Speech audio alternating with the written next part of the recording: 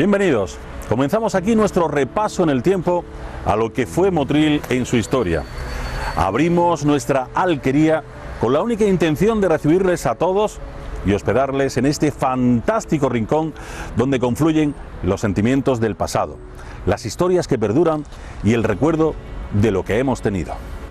Les proponemos el único y simple ejercicio de pasear por Motril, de detenerse en cada uno de sus rincones, plazas, calles, monumentos, cada uno de esos lugares que seguro nos evoca bonitas historias de antaño. Estamos dispuestos a desmenuzar cada uno de los pedacitos de historia de nuestro Motril querido. Anécdotas, leyendas, relatos, escritos, secretos, vocablos que perduran. Desde la historia más antigua hasta la casi más reciente. Desde la caña de azúcar a los claveles de la Vega. Desde el nombre más destacado de nuestras calles a los viejos edificios. Desde alguno de los motes más famosos a los hechos más peculiares, más relevantes ocurridos en nuestro municipio. Porque todos ellos escriben sin duda nuestra historia. Son nuestra seña de identidad, nuestro sello. Y si con estos pequeños cachitos de relatos ustedes aprenden a querer aún más a nuestro Motril, mejor que mejor. Acompáñenme a este pequeño viaje. Déjense llevar. Entren en nuestra alquería, desde donde hoy tendremos continuos encuentros con Motril y su historia.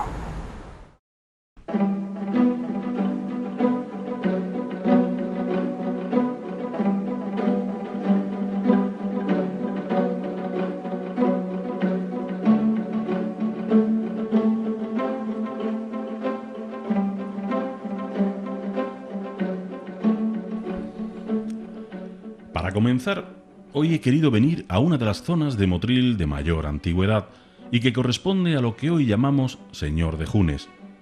Sus primeros datos se remontan a 1492, precisamente cuando se expulsan a los judíos motrileños que tenían su judería en lo que hoy serían las callejas de San José Bajo, y precisamente el secretario de los Reyes Católicos, don Francisco Ramírez de Madrid, compraba la mayor parte de sus casas.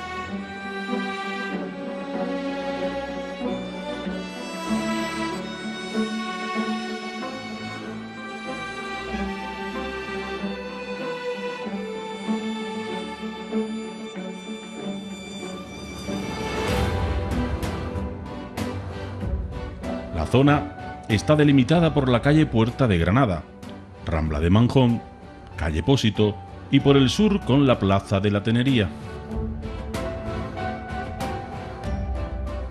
La entrada a esta zona se haría antiguamente por la Puerta del Toro, que aunque no existe en la actualidad, se puede intuir por la conformación urbana de la calle. Nos podemos imaginar un barrio judío de estrechas callejas, cercado y con su sinagoga. Aún nos queda en esta zona también algunos elementos que hoy conforman parte del más antiguo patrimonio de Motril. Si entramos por la Rambla de Manjón, Puerta del Toro era puerta de muralla que se remonta al siglo XVI.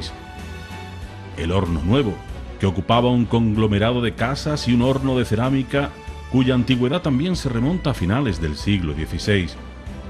Hoy nos queda un adarve cubierto para tomar agua de la acequia en caso de asedio. La ermita del Señor de Junes, de desconocida historia, pero uno de los elementos más típicos de la zona y de Motril.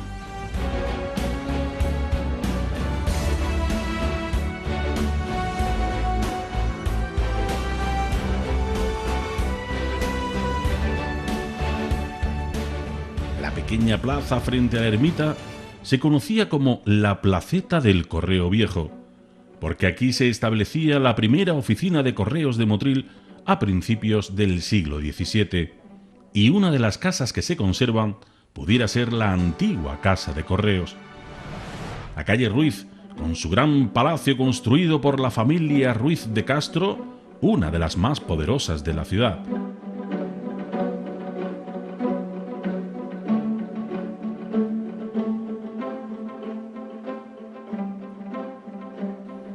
Al final de la calle había una casa donde se quiso establecer un convento de monjas en el siglo XVII. Desde la Plaza Bellido llamada antiguamente de la Herradora y hoy del Calderón, subimos por la calle Pósito, cuyo nombre también recuerda a que en esta calle estuvo el Pósito de Motril desde 1526. ¡Ay! Nos adentramos en las callejas que conformaron la antigua judería motrileña hasta salir de nuevo a Señor de Junes. Una historia de una zona de Motril que es prácticamente desconocida para los motrileños y, como vemos, se remonta al siglo XV. Así, para conocer más detalles de esta antigua zona motrileña, hemos querido encontrarnos con el historiador motrileño Manolo Domínguez, el cual nos acompaña en la alquería para revelarnos las viejas historias del Motril más desconocido.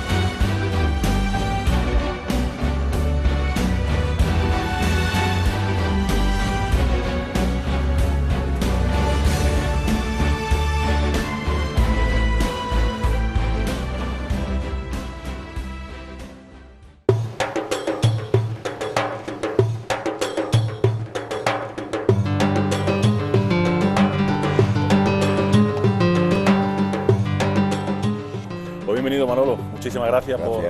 Por atender la llamada de este nuevo programa llamado La Alquería, Encuentros con Motril, donde nuestra única pretensión es responder a los sentimientos que tenemos como motrileños de seguir conociendo y queriendo nuestro Motril a través precisamente del conocimiento. Y qué mejor que hacerlo contigo y que nos vayas dando un poquito de luz precisamente en cuanto a la historia motrileña. Yo he querido comenzar por esta zona, quizás yo creo que puede ser la zona de las más antiguas de Motril, si no la más antigua, en cuanto a los vestigios que vemos, ¿no?, estructurales de las edificaciones, porque estamos en la zona de la judería. Eso es así, ¿no? Sí, eso es así. Este barrio fue el barrio de la judería motrileña. Se remonta los datos que tenemos a fechas tan antiguas como 1492, donde se sabía perfectamente que aquí vivían judíos motrileños que fueron expulsados por la orden de los Reyes Católicos,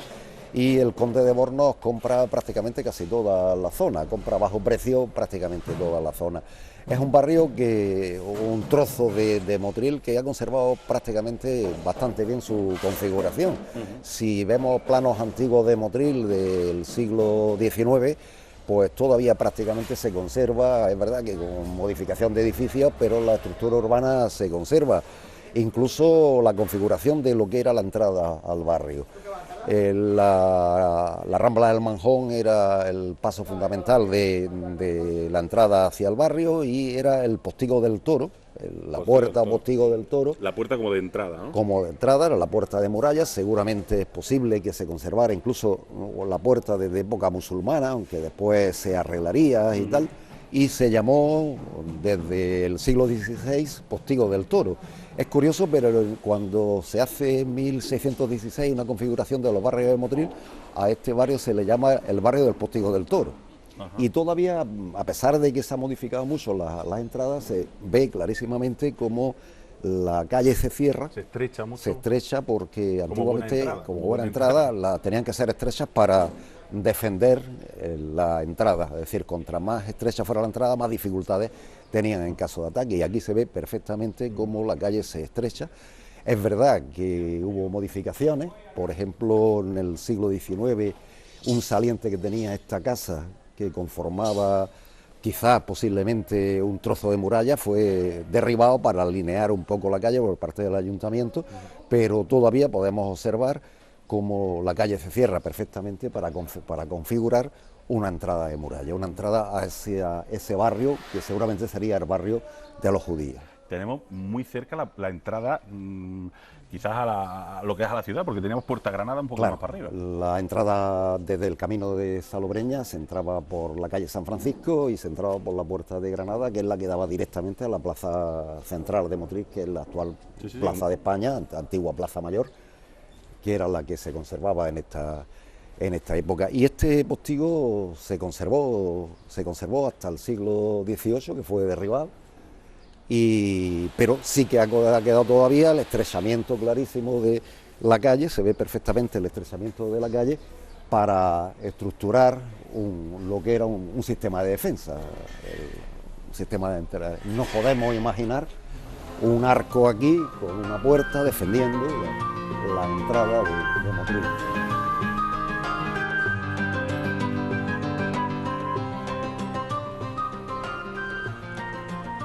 Y esta zona que estamos ahora mismo conforma lo que fue Horno Nuevo, una de las zonas más famosas del Motril antiguo. En realidad, Horno Nuevo era, la palabra lo dice, un horno seguramente de cerámica, pero conformaba todo un complejo de viviendas que daban desde esta zona hasta la zona de la Rambla del Manjón. Seguramente la placita que tenemos aquí al lado corresponde a esa plaza de Horno Nuevo. Y fue una de las zonas más conocidas del Motril antiguo. Hoy ha desaparecido prácticamente, pero durante siglos estuvo en esta configuración. Vivía gente, aparte del horno de cerámica que existía, vivía gente, era una zona bastante poblada, pequeñitas casas, la gente vivía en pequeñas habitaciones, alrededor de una plaza central, que es esta que tenemos ahí detrás. Alrededor de esa plaza central se distribuían las viviendas de ese Horno Nuevo, pero además había un pasaje que daba desde estas zonas hacia la acequia. Este es el pasaje cubierto que nosotros hoy conocemos con el nombre de Horno Nuevo. También se ha desconfigurado. Originariamente esto era una estructura de arco de medio punto, quedan algunas fotos, y permitía pasar a los defensores de Motril en caso de asedio hacia la acequia para tomar agua. Por eso no es un pasadizo cubierto, para que en caso de ataque los enemigos no pudieran atacarle a los motrileños y ellos, mediante un portillo que comunicaba con la acequia, pudieran tomar agua a la acequia para abastecer a la ciudad de agua en caso de que se produjera un asedio. Todavía en fotos de los años 50 se ve el postigo de Horno Nuevo, se ve perfectamente como todavía se ve el arquito por donde tomaban ese agua. La estructura se ha conservado prácticamente, si la vemos en el interior, prácticamente, exceptuando la entrada, prácticamente el resto se ve clarísimamente como es un paso cubierto, un adarve o paso cubierto para la protección de los defensores de Motril en caso de que la ciudad, como era normal en aquella época, pudiera tener asedios de enemigos, de piratas, de enemigos de Motril. Motril siempre fue una zona muy deseada para los piratas. La caña de azúcar, el azúcar era un producto que valía tanto como el oro y siempre fue muy perseguido por los piratas, porque acceder a cualquier barco que cargara azúcar era como acceder a una fortuna inmensa que evidentemente intentaban conseguir cada vez que podían. Este Horno Nuevo permitía la defensa de Motril y sí que nos ha quedado, en parte, nos ha quedado el recuerdo arquitectónico de cómo fue este paso de Horno Nuevo. Por lo cual podríamos decir realmente que es quizá la estructura más antigua de Motril. Posiblemente una de las estructuras, junto con lo que queda de la parte de atrás de la iglesia mayor, y la iglesia mayor sea una de las estructuras más antiguas de la ciudad. Es decir, no se usaba de paso de calle, se usaba exclusivamente en caso de defensa. Al final de Horno Nuevo, el pasaje, que estaba todo cubierto hasta la acequia, cerraba con una puerta protegida con chapa de hierro, con madera cubierta con chapa de hierro, para abrirlo en caso de tener agua. Daba justo al borde de la acequia para tomar agua en caso de que hubiera necesidad de abastecer a la ciudad ante un posible ataque. Se ve claramente, fijaros, el arco. El arco puede tener unos cuantos siglos, este arquito de medio punto, hecho de ladrillo y de mezcla antigua, se ve clarísimamente. Formaría parte de toda la estructura abovedada que debió tener Horno Nuevo, se ve clarísimamente cómo lo construían. Y bueno, aquí tenemos pues ese recuerdo de lo que debió ser el pasaje de Horno Nuevo. La verdad que, como siempre, en zigzag, se ve claramente como no es una línea recta para dificultar el ataque de los enemigos, y se ve claramente cómo se conforma una bóveda clarísimamente en la construcción del modelo arquitectónico que debió estar así hasta la entrada y la salida de Horno Nuevo. Todo sería un paso cubierto, estrechito, este sería el ancho original, no sería más ancho. Aquí, al derribarse algunas casas, se han hecho algo más ancho, pero el ancho original sería esto, daba paso como máximo para 2 personas a la vez. Esa era la intención, ¿no? 2 personas a la vez, para que los enemigos, en caso de entrar por este lado, nunca pudieran entrar en tropel. Claro. Si lo tuvieran difícil para poder entrar. Y siempre es una estructura, se ve clarísimamente, en zigzag. Y bastante fuerte, se ve claramente una estructura bastante fuerte, con un muro de contención de prácticamente 80 centímetros, y la estructura se ha conservado un trozo de luz del arco, de las dovelas del arco, en una construcción muy antigua. Es una de las construcciones seguramente que se remonten fácilmente al siglo XV o principios del XVI.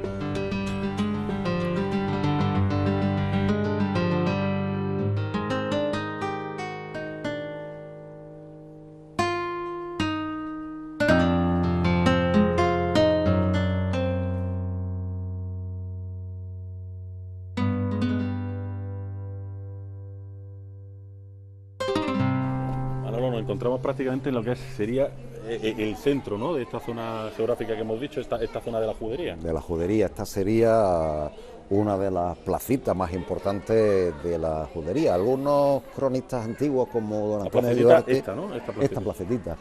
Don Antonio Ayudarte siempre afirmaba que aquí debió estar la sinagoga judía. Evidentemente, hasta ahora mismo no hay pruebas documentales de que existiera la sinagoga judía en esta zona. Es curioso porque esta plaza, que hoy conocemos con el nombre del Señor de Junes, fue desde el siglo XVII conocida como la Plaza del Correo, y después el Correo Viejo, porque la primera vez que se establece una oficina de correos en Motril fue aquí, en esta plaza, y posiblemente en aquella casa de la esquina, y durante mucho tiempo se le conoció como Plaza del Correo. Una de las grandes peleas de los motrileños del siglo XVI era que viniera el correo a Motril. Claro. Y curiosamente no se consigue hasta principios del siglo XVI que por primera vez se establece un servicio de correo de Granada a Motril. Antes pues era dificultoso escribir a Granada, escribir cartas, y en el siglo XVII se conserva, se trae la oficina de correos a Motril y empieza, y por eso se le llama plaza, se le conoció, y lo vemos en el catastro de Ensenada, por ejemplo, en 1752, se le conoce a esta plaza como el Correo Viejo. Esa puertecita que vemos ahí arriba, esa puertecita podía ser una de las puertas de carga de la casa de correo. El catastro, los carromatos, y que entraban precisamente a través de la Rambla del Manjón hasta llegar hasta aquí. Y seguramente aquí sería el sitio donde se guardaba el correo que llegaba a Motril. Es también curioso la existencia de la ermita del Señor de Junes, que es una de las ermitas más típicas y tradicionales de la ciudad, aunque desconocemos su origen. Ni siquiera sabemos la fecha de construcción. Se puede afirmar que por el nombre pudiera ser referente al barrio de la Judería, Señor de Judes o de Yunes.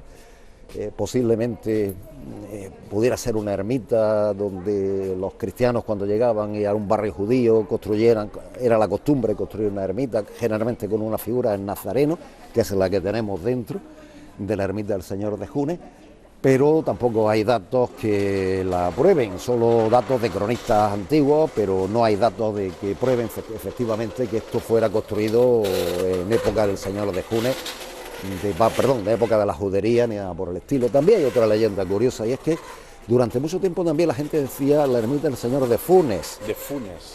Y sí que es verdad que en el siglo XVIII existió una familia de albañiles motrileños que se llaman Funes, de apellido, y la leyenda contaba que esa familia construye la ermita porque una de sus hijas se enferma y le hacen un voto al nazareno, construirle una ermita y posiblemente sí que hay una familia de maestros de albañiles que se conoce con el nombre de la familia Funes, que curiosamente no solo trabajan en Motril, sino por ejemplo trabajan en la reconstrucción de la iglesia de Adra y también pues en bastantes obras de Motril, la familia Funes, todos albañiles.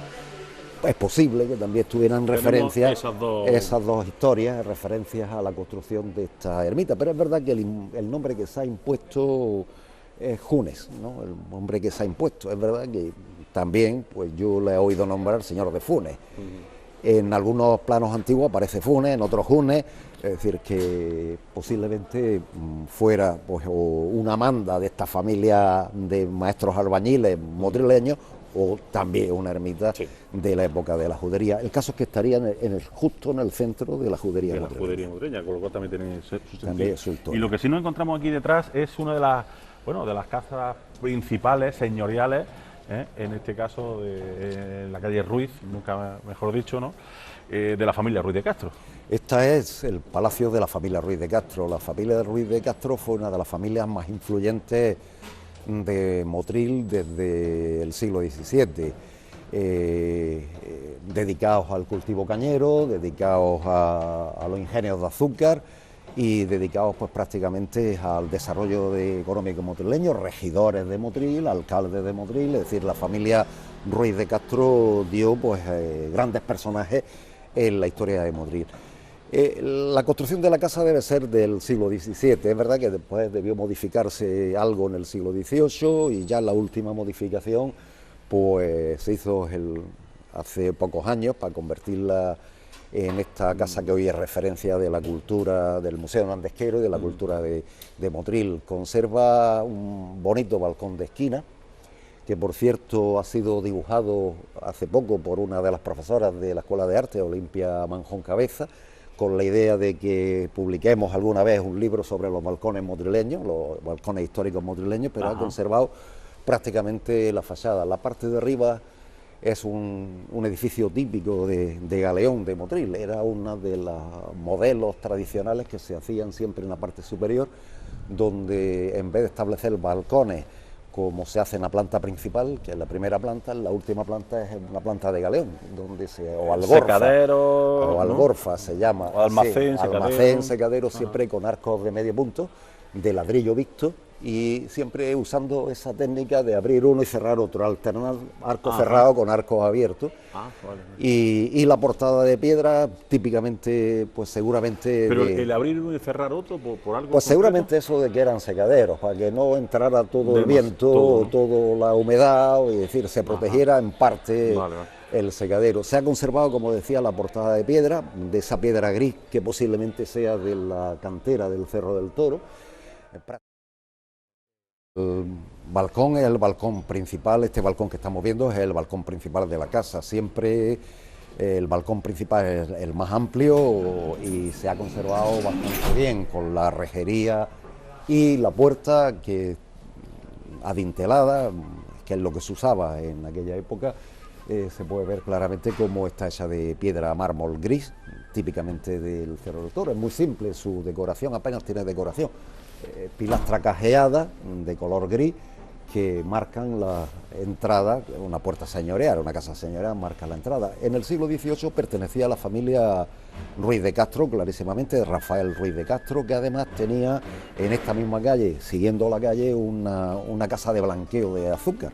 Y la casa pues prácticamente se ha conservado con casi todas las características exteriores de lo que debió ser un palacio típicamente del siglo XVII-XVIII en Motril. El resto ha desaparecido, el resto no queda prácticamente nada.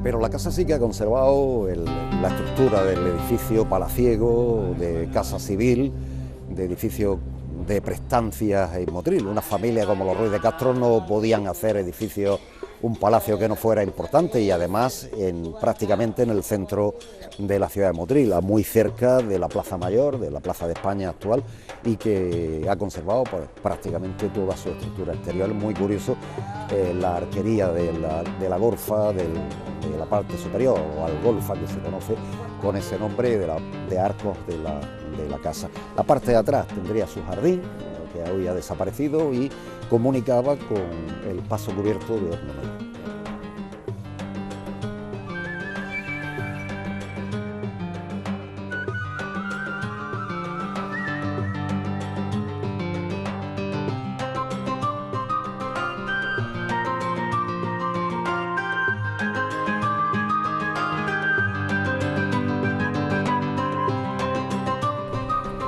En esta calle también, seguramente en el solar que hoy ocupa, o parte del solar que hoy ocupa el mercado municipal, quiso establecerse en una gran casa que también existió en el siglo XVII aquí, un convento de monjas.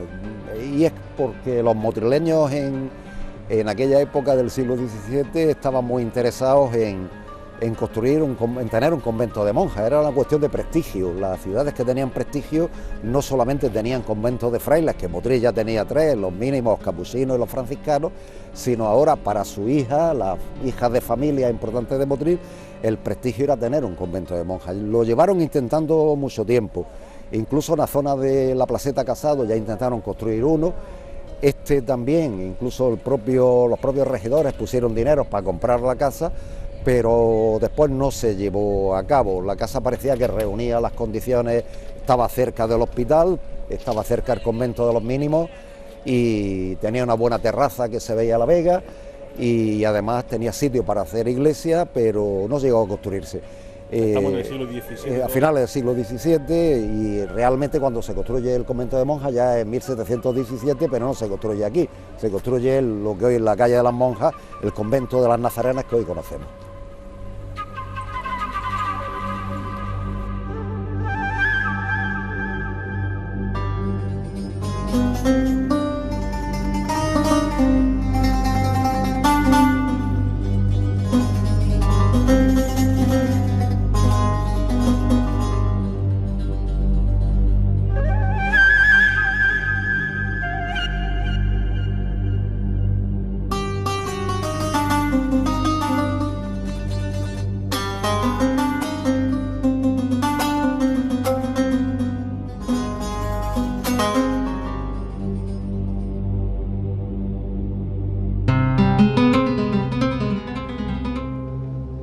Pues hasta aquí en el día de hoy nuestra primera parte de conocer nuestra judería motrileña con la visita de Manuel Domínguez. Hemos comenzado por la Rambla Manjón, concretamente por la entrada de Puerta del Toro, que la hemos conocido. Hemos conocido el Horno Nuevo, hemos conocido Señor de Junes, la calle en Ruiz, con esa fantástica casa señorial, y hemos aparecido prácticamente en la Plaza San Agustín, la Plaza del Mercado. Aquí tenemos ya la entrada de lo que sería la segunda parte de nuestra judería motrileña. Lo vamos a dejar para el próximo programa y así vamos saboreando un poquito más las mieles de la historia de Motril. Gracias por estar con nosotros. Volvemos en nuestro próximo programa con la segunda parte de nuestra judería. Hasta entonces, adiós.